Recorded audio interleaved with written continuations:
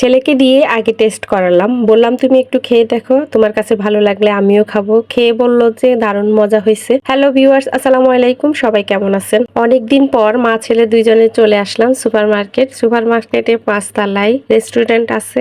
আর ছোট ছেলে অনেকদিন ধরে চাইছিল যে সে কিছু খাবে, সময় এবং সুযোগ হচ্ছিল না, সেজন্য আসা হয় নাই। তো আজকে ভাবলাম যে ওরে নিয়েই যাই, কিছু খাওয়াই নিয়ে আসি, ওর মনটা ফ্রেশ থাকবে।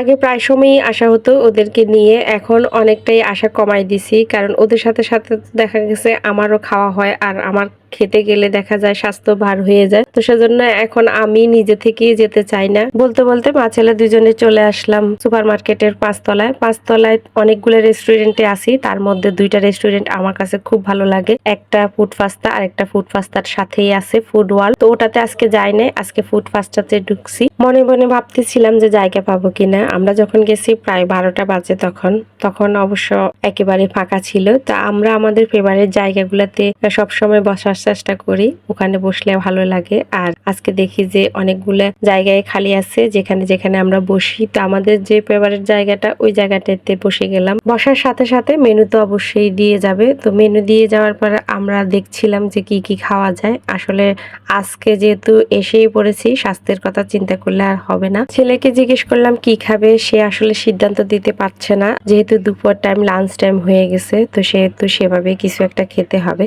তো আমি আমার জন্য স্যুপ অর্ডার করছি, আর ওর জন্য ফ্রাইড রাইস অর্ডার করছি। অর্ডার করার প্রায় 30 মিনিট পরে আমাদের খাবারটা চলে আসছে। আর খাবারটা দেখে কিন্তু অনেক লোভনীয় লাগতেছিল। খাবারগুলা মজা হয়, সেজন্যই এখানে আসা। তো প্রথমে ছেলেকে বললাম যে স্যুপটা একটু ট্রাই করার জন্য, কারণ ও তো স্যুপ খায় না। তো ভাবলাম যে একটু খেয়ে নে, তারপর আমি বাকিটা খাবো।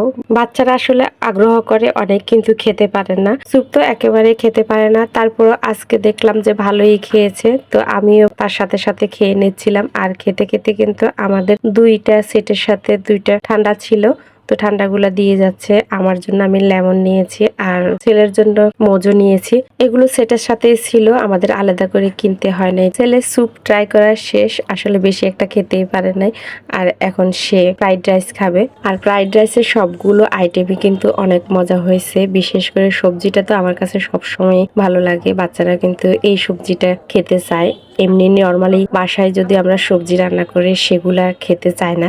আর এভাবে চাইনিজ সবজিটা রান্না করে দিলে কিন্তু অনেকটাই খায়। খাওয়া দাওয়া শেষ, এখন ডেজার্ট আইটেম একটা কিছু তো তার লাগবেই। এখানে আজকে 4টা ফ্লেভারের আইসক্রিম অর্ডার করছে।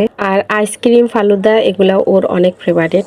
ফালুদা প্রায় সময় এসে খাওয়া হয়, কাশ্মীরি ফালুদাটা ওর বেশি ফেভারিট। খাওয়া দাওয়া শেষ, এখন বিল দেওয়ার পালা। অনেকটা সময় এখানে কাটালাম বাচ্চাদেরকে নিয়ে। মাঝে মাঝে এরকম একটা ভালো সময় কাটালে বাচ্চাদের মন মানসিকতা কিন্তু অনেক ভালো থাকে। তো আজকের ভিডিওটা এই পর্যন্ত, আমরা বাসার দিকে রওনা দিচ্ছি। সবাই ভালো থাকবেন, সুস্থ থাকবেন। কেমন হয়েছে অবশ্যই কমেন্টস করবেন। সবাইকে অনেক অনেক ধন্যবাদ। আল্লাহ হাফেজ।